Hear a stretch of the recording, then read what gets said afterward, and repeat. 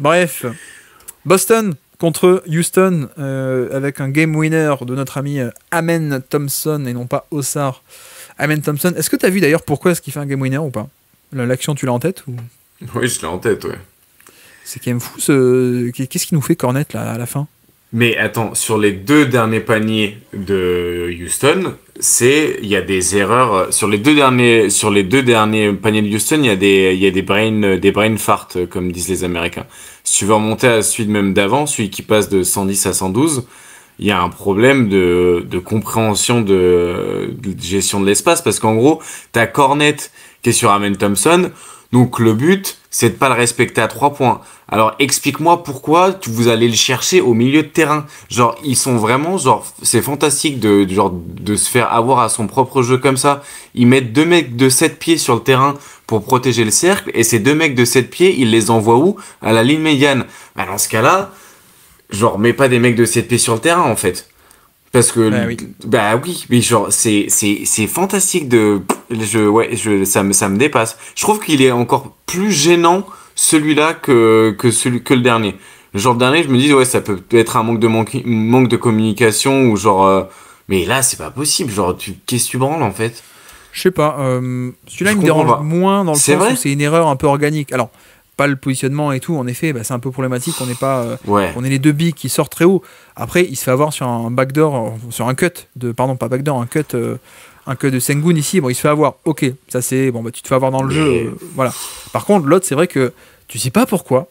Il est sur Amen Thompson, voilà.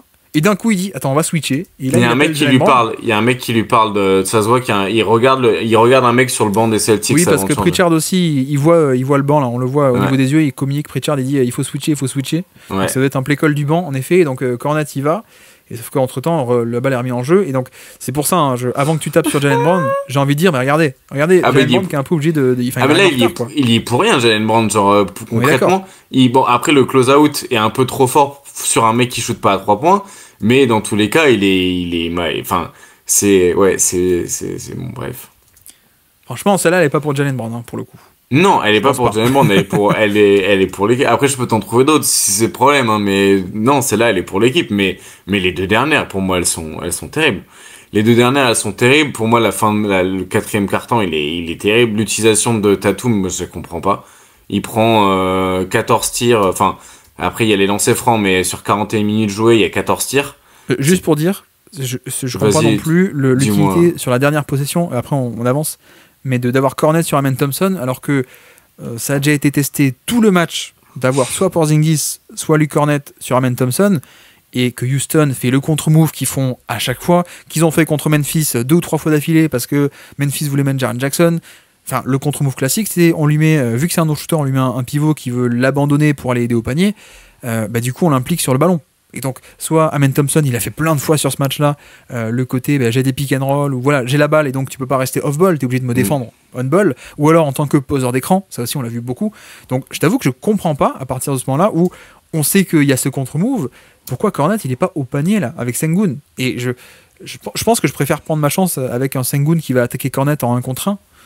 Plus que ça quoi. Je comprends pas après tout le match où Amen Thompson a battu ce côté Boston met un safety, un roamer sur lui, pourquoi est-ce que sur la dernière possession on fait ça? Je sais pas.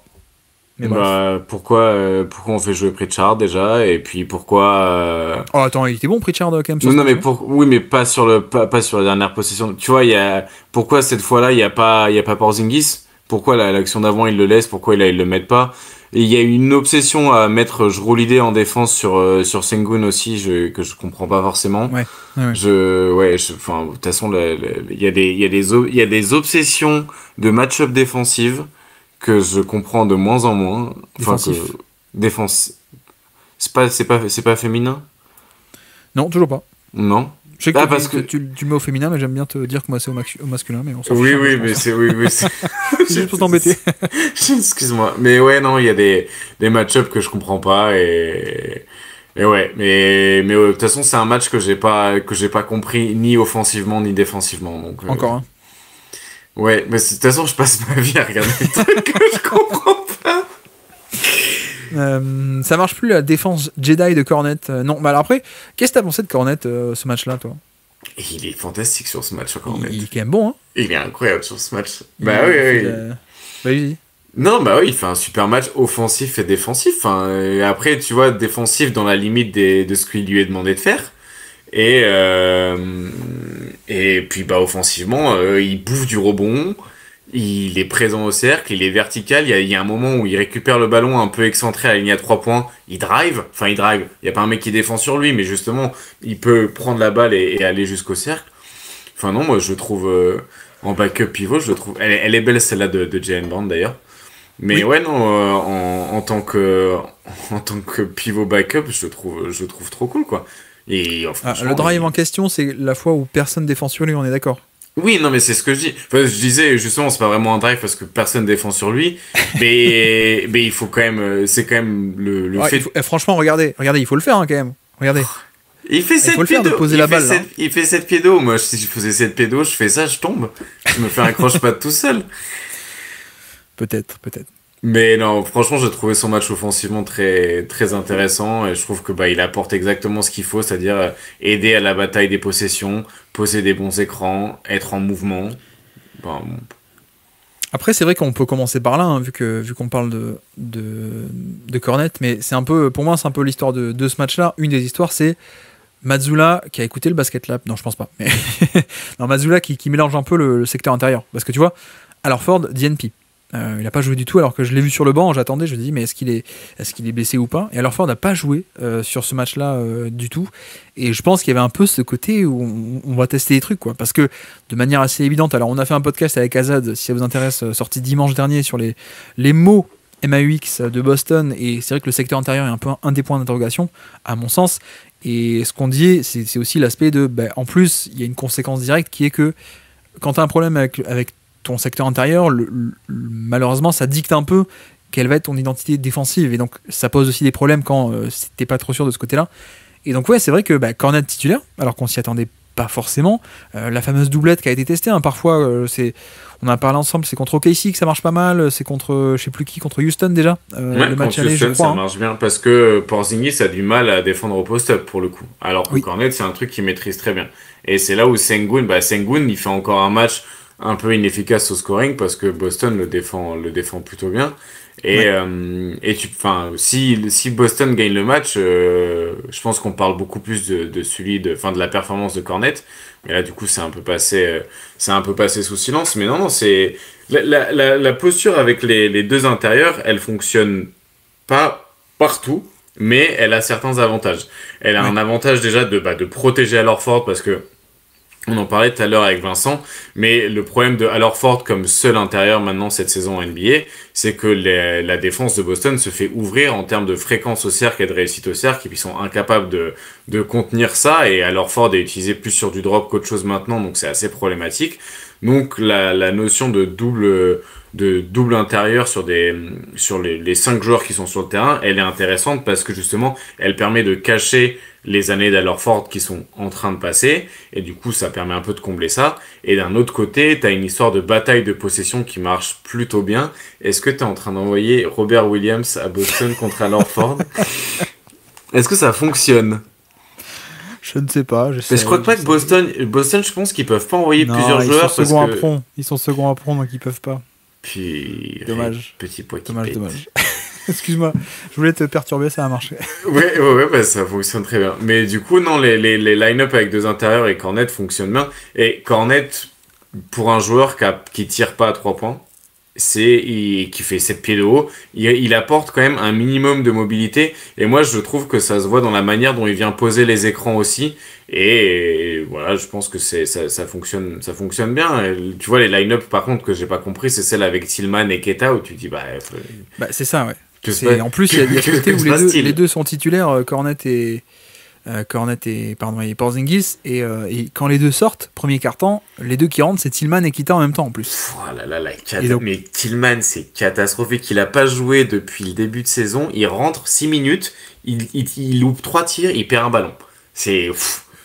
C'est grandiose. Ouais, après, je trouve que la perte de balle est pas mal, quoi. Même les tirs loupés étaient jolis, donc non, je suis ironique. Hein, non, mais tu vois, le truc, c'est que c'est surtout que tu le fais rentrer, ça veut dire que tu lui demandes directement d'avoir un minimum de responsabilité, et en plus, tu l'utilises pas du tout comme... Enfin, pour moi, faire rentrer Tillman, c'est seulement dans une condition où il n'y a pas d'autre intérieur sur le terrain et tu veux faire du switch hold. Pourquoi tu le mets à côté de Keita? C'est comme quand ils ont recruté Tillman, ils le faisaient jouer à côté de Horford l'année dernière. Ça n'a pas de sens. Le but, c'est justement de faire sortir Horford pour tes schémas de switch hold et mettre Tillman à la place. J'ai jamais compris. Je pense que Brad Stevens, il est allé chercher Tillman pour une raison et Joe Mazzulla, il a dit « Ah ouais, mais je vais faire autre chose en fait. » Je comprends pas, j'ai jamais trop capté l'utilisation. Bah, surtout que là, en plus, on voit je montre une action à l'écran où on a un pick and roll où c'est assez fréquent, hein, mais Steven Adams, c'est le backup pivot de Houston. Il va pas faire des switches, il va rester en drop. En général, il se fait attaquer comme ça, hein, sur un pull-up à 3 points. Quand on l'attaque il va rester en drop plus bas par rapport au niveau de l'écran. Donc on l'attaque en pick and roll classique, quoi. Et c'est vrai que là, on voit que il y a deux qui restent sur le ballon, le drop qui reste bas, plus Harrison qui reste sur Jaylen Brown, et le pick and pop est ouvert pour Tillman, sauf que il a pas le shoot, quoi. Donc là, il le prend pas, il essaie d'enchaîner avec autre chose, mais il est pas défendu du tout. Je crois qu'il y a 2-3 fois, il va tenter ensuite de faire le pick and pop, mais ça a pas trop marché, quoi. Donc ouais, mais on peut le dire aussi. Je pense que, tu vois, à mon avis, hein, ça a été testé un peu comme ça sur ce match-là, les deux bigs, aussi parce que c'était un match, je vais pas dire un match dans la boue, mais c'est pas un match au spacing fameux, hein, ouais. des deux côtés du terrain, quoi. Tu vois, Boston avec deux bigs et notamment un non-shooter, et puis en faisant rentrer Tillman ou des mecs comme ça, le spacing était pas top, mais pareil Houston, Dylan Brooks a mis des tirs, donc oui, pas mal de tirs en plus d'ailleurs, 10 sur 15 à 3 points, bon ça aide, mais ouais, il y a des line-up, je sais plus exactement ce que c'est le line-up, mais c'est genre Jason Tate plus Steven Adams plus Tari Eason plus Dylan Brooks et un cinquième mec, je sais plus, mais c'était un full non-spacing, quoi. Donc tu vois, je pense qu'il y a peut-être aussi cette réflexion de la part de Mazzulla sur ce match-là, de dire on va tester le big line-up, les deux bigs ensemble, parce qu'on va pas respecter le spacing des Rockets. Après, il le fait déjà pas mal cette saison. Il y a à peu près un tiers des minutes qui sont passées cette saison avec les Celtics où il y avait deux intérieurs sur le terrain. En tout cas, où il y avait Luke Cornett et un autre intérieur.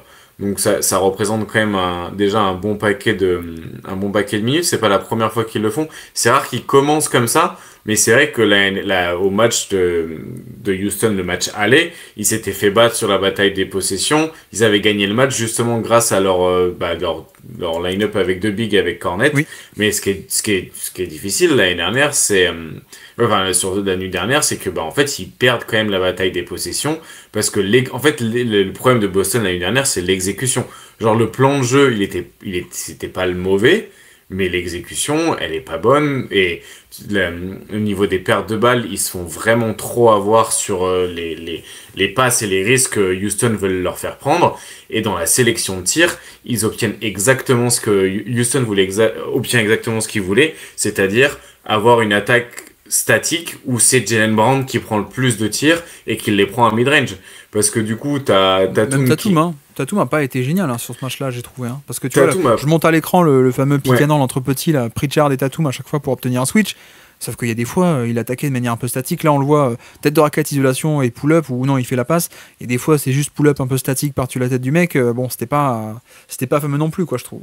C'est pas terrible, mais dans tous les cas, son utilisation est pas bonne parce que, en fait, il y a une grosse partie de la première mi-temps où Tatum, il est utilisé comme leurre pour amener Thompson le plus loin possible. Et les minutes où c'est Jaylen Brown qui est sur le terrain, tu regardes et en fait, ça enchaîne un petit peu des post-up avec du mid-range. Et, en fait, sur le match d'hier, Jaylen Brown, il tente pas un seul lay-up. Et c'est du jump shot, du fade away, du post-up, du jump shot, du flotter. Et du coup, c'est encore un match où il a un bien plus gros usage que Tatum. Et avec une efficacité toujours un peu clownesque, parce que du coup, il a toujours ses problèmes de scoring. Alors que Tatum, sur la fin de match, les 2 dernières minutes du match, il est utilisé sur du pick and roll ou sur du drive. Et dans un bien meilleur spacing. Et c'est toujours ça, en fait, le problème avec Tatum, c'est qu'ils attendent un peu les derniers moments pour l'utiliser de la manière un peu optimale, quoi. Et il y a je trouve qu'il y a pas assez de pick and roll où ils ajoutent de la diversité hier, parce que sur les pick and roll basiques où c'est le défenseur de Sengun qui vient poser l'écran, bah du coup Houston blitz, et du coup ils ont mis un peu de temps à ajouter du coup un deuxième poseur d'écran pour que du coup ça complique un peu le blitz, mais ils ont mis du temps à s'adapter, Boston, j'ai trouvé. J'essaie de retrouver là, mais alors sur Jaylen Brown, effectivement, on a un peu ce truc, je le montre à l'écran. Ouais. On démarre le match comme ça, mais en fait, on démarre tous les matchs comme ça, où en fait Jaylen Brown va cibler des petits match-up. Voilà, en fait, c'est un peu son rôle, quoi. Il faut pas s'attendre à ce qu'il fasse des driving kicks ou des pick and roll ou de la zoom action. En général, c'est ça, quoi. Tu vois, le match contre les Lakers, c'est pareil. Je sais plus quel match dernièrement aussi on avait vu, mais voilà, c'est juste, tu vas attaquer Van Vliet au poste bas, tu vas attaquer Jalen Green au poste bas, tu vas attaquer un tel et un tel en isolation ou au poste bas.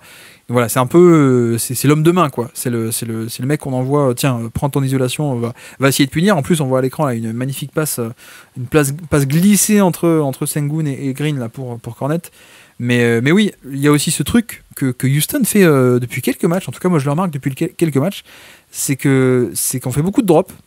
Avec Sengun évidemment, donc les équipes vont un peu l'attaquer, et puis d'un coup en début de quatrième quart-temps on se met à faire du edge, un peu le edge surprise de dernier quart-temps, et ils l'ont encore fait sur ce match, on fait tout le match à peu près en drop où Sengun reste plus bas par rapport au niveau de l'écran, et à la fin d'un coup on se met à faire des edge surprises où il monte au niveau de l'écran, comme tu dis, il fait des blitz, il fait des 2 contre 1, et Boston n'est pas toujours arrivé à bien gérer ce genre de 2 contre 1 en fait. Bah oui, en fait, ils ont même pas du tout su le gérer. Ils ont pris beaucoup de risques. Moi, j'ai trouvé aussi sur la gestion de ces pick and roll, de ces envois un petit peu de ballon sur des passes compliquées, parce que du coup, ils sont beaucoup précipités et ils se sont fait avoir sur le jeu de transition. Bah, ça, c'est un super bon exemple d'une passe qui est mal gérée, alors qu'il sait très bien la faire normalement, Tatum. Il speed bien justement au niveau du pick and roll, et après, il se fait avoir. Mais beaucoup de précipitation, et ils se sont fait tuer sur la transition. Je crois que sur les pertes de balles, il y a une efficacité des Rockets qui est assez énorme sur le match. Je crois qu'ils mettent 21 points sur les pertes de balles, et puis voilà, quoi, ils sont fait avoir vraiment, genre le plan de jeu de Houston, on le connaissait à l'avance, mais ils ont quand même réussi à le mettre en place, quoi. Ouais. Effectivement, bon, fréquence au panier, on n'a pas parlé des stats encore, mais les équipes ont pris très peu de tirs au panier, mais ça on connaît Boston, très peu de tirs au panier et la moitié de leurs tirs à 3 points. En plus, c'est rentré, pour le coup, ce match-là, plus de 40% à 3 points. Le problème, c'est qu'en face, t'as un Houston qui met ses tirs aussi, quoi. Et ça, c'est peut-être un peu l'anomalie, je pense. Notamment quand t'as un Dylan Brooks qui te fait un 10 sur 15 à 3 points, on a dit, et beaucoup de pure shot making, c'était pas, voilà, tu t'attends pas à ce qu'il y ait un tel volume. Je pense qu'il y a peut-être une surchauffe actuelle des Rockets sur leurs 3 points, et tant mieux pour eux. Mais voilà, je pense pas que la perf soit si différente que ça. Et d'ailleurs, Boston aurait pu gagner, on est d'accord, sans 2-3 erreurs à la fin, un peu évitable, quoi. Ouais, bah c'est ça, même sans le record en carrière ou le record des Rockets à 3 points, tu vois, avec Brooks. Mais c'est pas pour autant que si tout s'est passé normalement, t'aurais gagné, que t'as fait un bon match. En réalité, l'exécution, elle est pas bonne. Et moi, je comprends pas la volonté de donner autant de tirs à Jaylen Brown, de tirs compliqués. En réalité, tu regardes sa carte de tir, et c'est que des tirs compliqués. Tu regardes le pourcentage de tirs pris sur les longues distances de Boston. Je crois que sur le match d'hier, il y en a 17%. 17% de tirs à longue distance, c'est-à-dire que même Phoenix, ils font pas ça de manière générale. Sur la nuit dernière, je crois que 17% en long mid-range, ça doit être quelque chose comme dans le 95e centile en termes de volume sur ces longs tirs-là. Et Boston en prend de plus en plus régulièrement ces derniers matchs, parce que c'est aussi les tirs qui donnent à Porzingis, et du coup tu te retrouves à avoir de plus en plus une attaque de jump shot, mais pas rentable, et contestée à 2 points. Ouais, effectivement, alors que GX dans le chat nous dit Jordan Walsh, vous pensez quoi de son potentiel? Mais tu vois, c'est vrai que là-dessus, on n'a pas... Enfin, j'ai parlé des intérieurs, mais pour moi, il y avait un peu un aspect où Mazzulla a voulu un peu... changer les choses ou bousculer les choses, quoi, parce que il fait rentrer d'un coup Tillman et Kita en même temps, bon, ok, un peu bizarre, et derrière il y a aussi Springer qui rentre, et Jordan Walsh aussi, ensemble sur le terrain. Tu te dis, mais j'ai un peu l'impression qu'il y avait un côté bon, ok, Derek White n'était pas là, donc il fallait bien que quelqu'un joue, mais je sais pas, un aspect où en ce moment ça va pas bien, on l'avait détaillé nous en podcast il y a 2-3 jours, à quel point il y avait pas un aspect, essayant un peu des trucs nouveaux, essayant un peu de bousculer un peu les hiérarchies, je sais pas, mais c'est beaucoup de tests, j'ai trouvé sur ce match-là. Et bon, après il y a cet aspect aussi de, finalement, tu tombes... Pritchard fait un bon match, mais je veux dire, tu tombes aussi sur les Rockets qui mettent beaucoup de 3 points, notamment le fameux tu as Luke Cornette qui va défendre Dylan Brooks et il se fait punir, alors que le but c'est que Brooks est plutôt un no-shooter d'habitude. Voilà, plein de trucs comme ça, mais tu vois, quand j'ai vu Springer sur le terrain, quand j'ai vu Walsh sur le terrain, quand j'ai vu aussi Tillman et Kita qui rentrent ensemble, je me suis dit, et en plus on a vu Cornette titulaire, tu dis, mais ouais, alors on a un Mazzulla qui veut peut-être un peu changer les choses, tu vois. Ouais, mais après, l'idée des tests, je les comprends, hein, et dans tous les cas, ça reste qu'un match, donc il faut pas trop s'inquiéter du résultat ou quoi que ce soit. Mais je trouve que l'utilisation offensive, elle est quand même statique. Tu peux tester des choses et aller plus loin que juste tester des line-up. Tu vois, même sur les after timeout ou les sideline action, tu retrouves les mêmes actions que d'habitude. T'as ce stagger exit qu'ils font en fond de cours ou qu'ils font sur le côté. Bon, ils le spam, ils le font 3 fois, c'est toujours la même action, c'est toujours pour Pritchard. S'il y a deux mecs qui sont attirés sur Pritchard, tu fais ton cut. Bon, ok, c'est assez basique, mais d'un autre côté, peut-être que j'ai mangé cette soupe, je commence à l'avoir bouffé trop de fois, et je vois que les mauvais côtés, mais là, franchement, c'est sur ces derniers matchs, le volume de mi-distance contesté et le mouvement de balle qui est très restreint, c'est frustrant, je trouve. Le pick and roll en deuxième mi-temps marchait bien de Tatum, mais les autres Celtics n'ont pas puni, nous dit Ilmatic. Ouais, effectivement. Oui, c'est ça. Oui, mais avec aussi ce truc, comme dit, de Houston qui fait des blitz à la fin et que et voilà, si Boston choisit de jouer avec notamment Cornet et Porzingis, enfin surtout Cornet, t'as aussi un manque de spacing, donc t'as parfois un mec que tu peux abandonner, etc. quoi. Donc voilà. Après, Udoka, il est pas mal comme coach, finalement. C'est pas si mal. Tu penses? C'est pas si mal comme coach. Je pense qu'il a récupéré en plus c'est les assistants qu'il avait aux Celtics quand il allait en finale en 2022. Là. Ben Sullivan, là, le chauve, le grand chauve. Celui qui était aux Bucks avant, non? Il était pas aux Bucks l'année. Bon, bref. Il y a Royal Ivy aussi. Est-ce que tu connais Royal Ivy? C'est le père de Jaden? Non, c'est un mec qui était au Thunder avec Kevin Durant. Royal Ivy. Je crois qu'ils l'ont interviewé, c'est ce que j'ai regardé avec le broadcast de Houston la nuit dernière, enfin ce matin, et je crois qu'ils l'ont interviewé à la mi-temps, ce mec-là. Oui, je vois qui c'est, ils l'ont interviewé à la mi-temps. Et je crois que Nico arrête pas de raconter l'anecdote, mais je crois que c'est Bill Simmons qui à l'époque disait c'est dommage, pourquoi Chris Paul il a un nom aussi générique que Chris Paul, qui est pas intéressant, et pourquoi Royal Ivy il est aussi nul, quoi. Ça mériterait d'échanger, quoi, tu vois, parce que Royal Ivy mais ouais, non mais bref, non mais voilà pour un peu la partie Boston, on est un peu d'accord, c'est un peu toujours c'est un peu les mêmes problèmes, tu vois, le côté le pick and roll qui pourrait être plus, et cet aspect de on aimerait bien un peu plus d'héliocentrisme en un sens de la part de Boston.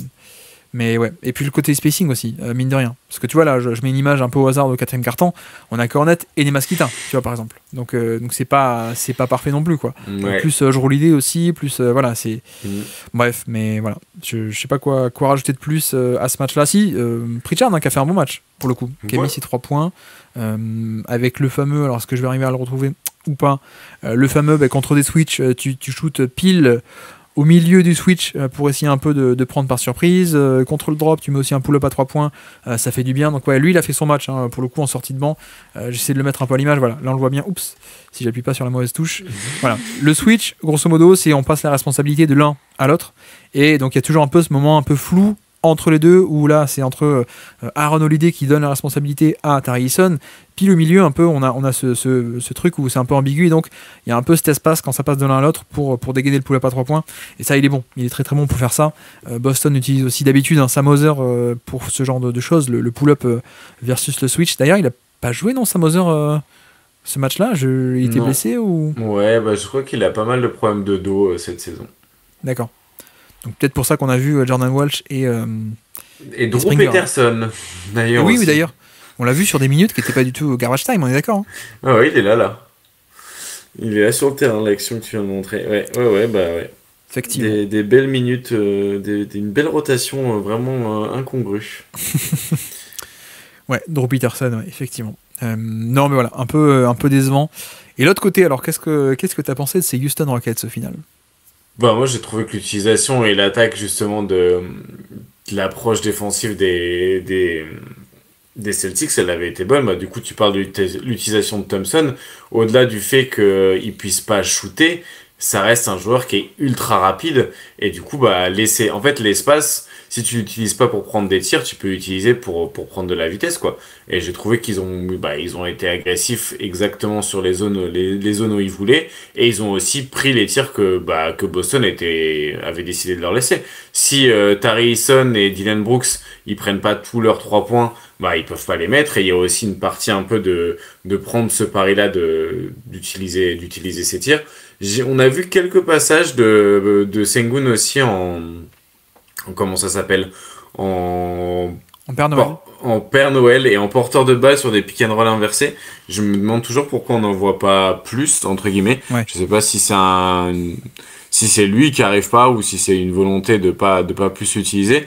Mais dans tous les cas, le plan de jeu de Houston, il était assez simple. C'était de prendre les tirs là on décidait d'ignorer les shooters. Si c'était Amen Thompson, de l'utiliser plutôt sur du drive ou de proposer des écrans avec des end-off. Multiplier les écrans, même comme là l'action que tu viens de montrer, où du coup tu as un end-off plus l'écran de Steven Adams pour faire une sorte de zoom action. Et aussi, tout simplement, bah, envoyer des joueurs au rebond offensif. Hein. Ils ont pris un rebond offensif sur un tiers de leur tir loupé. Ils ont joué la transition en provoquant des pertes de balles et les transitions, ils les ont joués à fond. Donc, c'était moi, j'ai trouvé que le plan de jeu de Houston, il était assez classique. En réalité, c'est peut-être ça qui m'a aussi gêné, c'était le fait que Houston joue son jeu et bah, qu'il soit pas vraiment gêné dans l'approche qu'ils avaient tactiquement, quoi. Bah, c'est vrai que le premier truc à dire, c'est, enfin, on l'a déjà un peu dit, mais l'aspect de roaming. Donc je mets à l'écran là, vous voyez que Porzingis est sur Amen Thompson parce qu'il est considéré comme un non-shooter, donc il peut se permettre de l'abandonner. Et le truc, c'est que, voilà, on l'a déjà dit, mais le contre-move, c'est, t'impliques Amen Thompson sur le ballon. Et comme ça, il est plus off-ball, le Porzingis. Il est obligé de défendre dans le périmètre, il est obligé de défendre un porteur de balle qui drive, etc. Donc ça a marché. Hein. Parfois, ça a marché au niveau défensif. On voit une action où il défend bien, il reste en face et il arrive à plutôt bien protéger le panier. Après, il y a d'autres actions où ça marche pas, quoi. Donc Amen Thompson fait des trucs. Et ça a été aussi un des ingrédients secrets de ce match-là, c'est que Thompson a eu pas mal de ballons. J'essaie un peu de les retrouver. Mais ouais, ça, tu vois, là, il y a un drive, par exemple. Juste, vu que Porzingis va un peu jouer le safety sur Thompson, tout le monde s'écarte. Ouais, il prend 5 fautes en plus. Porzingis, c'est assez rare en vrai. Donc, tu vois, il y a une vraie truc de utiliser l'agressivité et la vitesse. Tu es prêt à donner de l'espace, bah du coup l'espace je vais l'utiliser pour prendre de vitesse plutôt que prendre un tir que toi tu veux m'offrir, quoi. Et là c'est le deuxième ajustement, donc pas juste isolation Amen Thompson versus Porzingis, c'est juste Amen Thompson en poseur d'écran. Ce qui implique dans l'action Porzingis, alors que lui il voulait un peu rester off-ball, il est impliqué sur le ballon, et puis à partir de là il y a un décalage qui est créé, il y a des aides qui viennent, etc. Ça fait du tiki-taka à la Guardiola à l'époque où il se griffait pas le crâne. Mais voilà, franchement on a un match en plus où autre action, tu l'as un peu décrit tout à l'heure, on le voit là, main à main avec Amen Thompson qui déboule sur un pick and roll avec Steven Adams. Il y a un switch par rapport à Drew Holiday et Peyton Pritchard. Bref, un peu de confusion, ça déboule. Hein, Amen Thompson qui trouve un catch and shoot ouvert à 3 points. Quoi. Donc pas mal de fois, on a essayé de l'impliquer. Et puis, action hyper symbolique pour moi, c'est celle-ci, c'est le fait que Thompson est un méga bonus en termes de transition offensive. Et c'est assez extraordinaire à quel point il augmente la fréquence et la réussite de son équipe en transition dès qu'il est sur le terrain. Et ça fait des points faciles. Et pour une équipe qui à ce point galère sur du demi-terrain, cette capacité à accélérer le jeu, c'est quand même pas rien, quoi. C'est ouf parce que si tu regardes l'efficacité du coup sur demi-terrain dans le cleaning de glace, Boston il gagne la bataille du demi-terrain 105 à 98 je crois. Ouais. Mais du coup ils se font juste. Mais en fait moi je me répète mais c'est ça qui est exacerbant, c'est qu'en fait Houston ils sont arrivés avec un plan de jeu qui est toujours le même et qui fonctionne. C'est ouf. C'est toujours pareil. C'est on va perdre la bataille du demi-terrain parce qu'on n'est pas efficace et qu'on n'a pas un seul scoreur créateur offensif efficace. Mais on va utiliser le fait d'aller au rebond offensif et d'y être présent et de multiplier ces actions-là et de multiplier aussi les transitions. Et en fait, au jeu des mathématiques, c'est des points qui rapportent plus et que tu peux te créer malgré tout, quoi. Donc, bon. Oui. On voit encore une action en transition là, de Thompson qui vole. Après, je pense que ce qui a aidé, ce qui n'y a pas tout le temps, mais c'est que Thompson aussi fait un grand match, et par là j'entends cette capacité à avoir ce petit flotteur là, à mi-distance, où il peut pas tout le temps aller au panier, ou alors on lui laisse de l'espace. Alors là, l'action en question que je montre, non, on lui laisse pas de l'espace, mais tu sais, parfois on lui laissait un peu de tiens, t'es un non-shooter, on te laisse ouvert à mi-distance, quoi. Et il était capable de punir avec son mi-distance, donc ça a bien aidé aussi, quoi. Mais ouais, et puis j'ai une autre action, je sais pas si je vais arriver à la retrouver, mais il y a une action où, c'est peut-être celle-là, je sais plus, mais ouais, donc là c'est un magnifique pick and roll, pardon. Un pick and roll pareil, Amen Thompson, on donne la balle, pick and roll, et puis magnifique passe à trouver pour Steven Adams sous le panier qui a plus qu'à dunker. Mais non, il y a une action où j'ai fait un screenshot, il y a littéralement un 4 contre 4 rebond offensif pour les Rockets. Donc c'est quand même assez extraordinaire, parce que les mecs, donc les Rockets, il y a un mec qui shoot dans le périmètre, je crois que c'est Jalen Green. Je crois que c'est là, non c'est pas là, bref. Mais grosso modo, tu fais un arrêt sur image, et en fait il y a 4 Rockets qui attaquent le rebond offensif, et à la fin ils l'obtiennent en plus. Parce que voilà, un 4 contre 4, le rebond rebondit loin, et enfin voilà, c'est cette stratégie de, comme tu dis, de multiplier les secondes chances et de faire mal, quoi, avec ce rebond offensif. Et ce qui est en plus assez étonnant, je trouve, en un sens, c'est qu'on a affaire à une équipe des Rockets. Enfin, je sais pas. Qui pour vous, est-ce que si dans le chat ça dort pas, dites-moi, est-ce que vous nous écoutez encore, est-ce qu'on est seul, je ne sais pas. C'est qui le meilleur joueur des Rockets, Azad? Je dirais Sengun en réalité, mais je sais pas si c'est celui qui a le plus d'influence sur leur jeu, mais je dirais que c'est leur meilleur joueur. D'un point de vue individuel, peut-être, ouais, mais tu vois, la hiérarchie, elle est quand même assez floue, quoi. En tout cas, c'est assez homogène, hein, je trouve, cette équipe, au final. C'est homogène, et c'est ouf, je crois qu'il n'y en a pas un seul qui est au-dessus de 100 true shooting plus, ou t'en as peut-être un ou deux, quoi. Moi, je crois que tu dois avoir Amen Thompson, et c'est tout. Je pense que le seul mec efficace de leur équipe, c'est Amen Thompson. On voit des pick and roll 4-5 là, entre Amen Thompson et Sengun, où Thompson dégaine son petit pull-up là, qui fait un peu de bien, mais ou alors ça envoie aussi Sengun en post-up, mais ouais, c'est... Non, je dis ça parce que en fait... les deux créateurs principaux de cette équipe sont pas forcément les joueurs les plus importants, notamment en termes de style de jeu de cette équipe, tu vois, parce que t'as un Jalen Green et un Alperen Sengun qui sont sympas, qui sont les créateurs. Bon, alors à voir si Amen Thompson explose complètement, hein. Mais je veux dire, je trouve pas que ça soit les plus importants par rapport à l'identité de qu'est-ce qu'ils font tactiquement, quoi. C'est presque en fait, hein, Sengun qui est totalement sous-utilisé offensivement, et qui se débrouille pas mal en termes de drop, qui se débrouille pas mal sur le rebond offensif, etc. Mais en gros, c'est un peu, t'as un peu de création, t'as un peu de passing, et puis ton post-up, on va l'utiliser et ça va marcher une fois sur 3, grosso modo. Et de l'autre côté, t'as Jalen Green, qui est le mec qu'on va utiliser en tant que... voilà, un peu comme Jalen Brown d'ailleurs. C'est un peu l'homme de main, tu sais. Voilà un pick and roll, tu prends le pick and roll, attaque, prends ton pull-up à 3 points, ou alors on l'utilise en termes de punisseur de mismatch. Donc tiens, voici un pick and roll entre petits, tu vas pouvoir cibler un petit, et voilà. Mais il y a un peu un côté où c'est lui qui met les points, Jalen Green, mais c'est pas du tout le plus important. Et en fait, le plus important, c'est ça qui est assez étonnant, c'est vraiment un collectif, et c'est la star, c'est les schémas, quoi. Les schémas, et c'est des schémas défensifs qui servent l'attaque, ou des schémas d'attaque qui sont pas de la création, qui sont plus du placement, ou attaquer vraiment des approches tactiques, quoi. Parce que c'est pas un mouvement d'attaque, je trouve que c'est pas non plus toujours hyper créatif, mais c'est plus qu'est-ce que tu fais de ces choses assez basiques.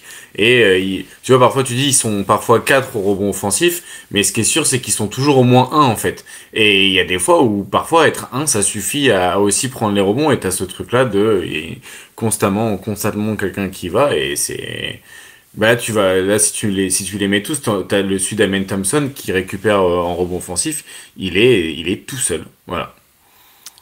Par-dessus Pritchard. Ouais, là il fait un Eurostep dans le dos de Holiday pour récupérer le rebond, et c'est assez incroyable, en vrai. Bon, après, quand on voit il saute pour récupérer le ballon, on peut mettre 2 Pritchard là. Il y a 2 Pritchard qu'on empile, et ça arrive pas au point où Amen Thompson récupère le ballon, mais oui. Mais non, mais tu vois, je sais parce que encore une fois, c'est assez particulier le côté, les créateurs Sengun et Jalen Green, mais entre guillemets, c'est que des scoreurs, quoi. Et alors que, tu vois, dans plein d'équipes, le go-to guy, c'est le mec le plus important et tout. Et avec les Rockets, en fait, non, la star c'est la défense, la star c'est si la philosophie, c'est l'attaque méthodique et bien pensée de Udoka, qui est bien exécutée. C'est Dylan Brooks qui est capable de défendre des mecs plus gros et donc de jouer avec les match-ups par rapport au pivot, etc. Et ouais, Jalen Green, ok, tu mets des points, mais c'est juste ça, quoi. C'est presque. Ça dénature un peu la starification des mecs qui mettent des points, quoi. Je sais pas trop comment l'exprimer, mais. Tu vois, si tu me dis, non, en fait, ils sont 3e et 4e joueurs les plus importants de l'équipe, ça me choquerait pas non plus, quoi. Je trouve qu'il y a une certaine homogénéité dans cette équipe, au final, en fait. Bah ouais, puis du coup, c'est une équipe qui est intéressante parce que elle J'ai retrouvé, pardon, le 4 contre 4, là, il est là, ouais, tu vois. ouais, il est beau. Je le dis à l'image, hein, on a vraiment un 4 contre 4, qu'on a Tari Eason, Dylan Brooks, Alperen Sengun et Amen Thompson, qui sont les 4 rebonds offensifs, quoi. C'est... Bienvenue en 1982. Vas-y. Mais ouais, non, bah ouais, c'est un collectif, quoi. Et ce qui est intéressant, je pense, avec ces collectifs-là aussi, c'est que du coup, tu peux avoir sur 82 matchs un peu une rotation des joueurs qui vont être plus ou moins intéressants selon les match-ups. Et je pense que c'est là aussi où c'est difficile de savoir qui est le plus intéressant. Je pense que ça peut dépendre d'un match à l'autre selon l'approche tactique et l'effectif de l'équipe d'en face, quoi. On nous dit Amen en tant que meilleur joueur des Rockets. On nous dit Jock Landale, effectivement, Mosca, peut-être. Rich Shepard, ouais, mais ça c'est pareil aussi. Rich Shepard qui pour l'instant joue pas trop.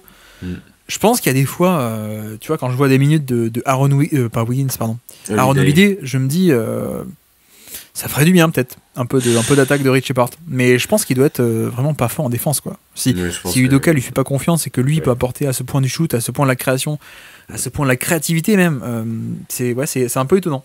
Mais ouais, bon, encore de bonnes minutes de Jason Tate, j'ai trouvé. Tari Eason qui a été très bon aussi quand il est venu sur le terrain. Pas de Cam Whitmore d'ailleurs sur ce match-là. Non, injury, illness. Ok, donc il était out. Mais tu vois, il a fait 2 bonnes sorties, j'ai trouvé, contre les Cavs récemment aussi. Sengun n'est pas le plus efficace, on nous demande. Non, il fait pas une bonne saison, Sengun, du tout à l'efficacité. On peut leur envoyer JB s'ils aiment vraiment les mecs pas efficaces, nous dit Vincert. Ouais, effectivement. Mais ça, c'est une bostonite aiguë, c'est vouloir toujours échanger Jaylen Brown, apparemment. Leur meilleur joueur, c'est Udoka, peut-être. Le schéma, le GOAT. Effectivement. C'est un peu son signature, le Eurostep en décélération. Ouais, tout à fait, ouais. Amen Thompson, ouais. C'est le. Ouais. Effectivement, c'était un bon move, hein, sur la fin de match, le tir clutch. Bon, je pense qu'on a dit pas mal de choses. On peut peut-être... Est-ce qu'on a des choses à dire en plus? Est-ce qu'on a oublié des trucs, Azad? Non, je pense qu'on a fait un bon tour de l'actualité. Je pensais pas qu'on ferait 2 heures au final. En fait, je pensais pas qu'on mettrait autant de temps à commencer à regarder les 2 matchs dont on voulait parler, mais c'était cool. On a fait un beau tour là. Donc rien à dire sur ce match-là de plus. Bah non, écoute, j'ai écrit un article dès ce matin. Là, on a fait un petit. Tu voulais plus y penser alors? Ouais, ça y est, j'ai fait mon deuil. J'ai écrit un autre article du coup cet après-midi pour passer à autre chose comme ça. Moi, je me suis enterré dans. Pourquoi il faut échanger Jaylen Brown contre Butler 2.0? Non, ils ont fait passer un peu un message de genre, il faut arrêter les articles où on échange Jaylen Brown. Genre, c'est dommage parce que j'en avais un pour Bradley Beal sinon. Mais bon. Tiens, j'ai dit bon match de Jalen Green, je vois qu'il est à peine à 3 sur 13 au tir. Ouais, mais ah oui, d'accord, ok. 5 sur 7 au lancer franc. Ouais, mais c'est bien ce que j'ai. On a vu 2-3 actions où il va au panier sur Porzingis, il prend des lancers francs, donc ok. Effectivement. Ouais, non, mais voilà, tu vois, il gagne un match avec Sengun et Jalen Green qui à deux mettent 20 points, quoi. Leurs 2 créateurs. C'est un peu étonnant. Bon, après, 36 points de Dylan Brooks, ça arrivera pas tout le temps. On est d'accord. Est-ce que dans le chat, on a d'autres trucs à nous dire? Est-ce qu'on a oublié des choses? Est-ce que j'essaie de lire en même temps aussi? Guillaume, tu dois faire des podcasts ou live pour contredire des idées reçues. Exemple, Harden, LeBron, c'est pas clutch. En NBA, ça défend plus, etc. Oui, c'est vrai que c'est une bonne idée. Bon, après, Harden, j'en ai déjà fait beaucoup. Hein. Azad, tu... Qu'est-ce que t'en penses? Non, après, je pense que réhabiliter Harden, c'est le travail d'une vie. Hein. Donc, je pense que tu peux continuer. Ouais, je sais pas. Je l'ai déjà mis deuxième. Du top 100 des années 2010. Je me suis fait taper sur les doigts. C'est vrai que c'était fort. C'était osé comme choix. Non, mais c'était selon les critères de valeur cumulée. Stephen Curry, il a manqué 2 ans et demi. Bon, pardon, mais t'as des matchs en moins, quoi. Exactement. T'as moins de valeur à accumuler, quoi. C'est pas moi qui fais les règles. Enfin, si. Non, c'est moi qui fais les règles. Mais du coup, ouais, c'est sur le all-in-one syllab, voilà, il lui manquait de la valeur. Encore le problème des all-in-one. Bon, après, on a fait un podcast qui a eu les meilleurs pics sur la décennie, évidemment. Curry Durant était devant. J'essaie de lire aussi, qu'est-ce qu'on nous dit Delenda et Carthago, il faut j'ai pas compris. J'ai pas compris non plus, moi non plus, mais je suis pas un homme de culture, donc... J'avoue que j'ai pas tout compris. C'est du latin, d'accord, ok, ouais, c'est en effet. Mais ça veut dire quoi, du coup? Bah alors ça... C'est la bonne question, c'est ça? C'est la question pour demain. C'est qui fait le live demain? Eh bien, j'ai aucune idée. Ça se trouve, c'est moi tout seul. Je ne sais pas. Il y a quoi comme match ce soir? Cela dit, demain, il y a soirée PSG, Ligue des Champions et tout, donc c'est peut-être pas sûr qu'on se retrouve demain. Mais attends, l'émission n'est pas finie. C'est pas fini, il faut pas que les gens partent.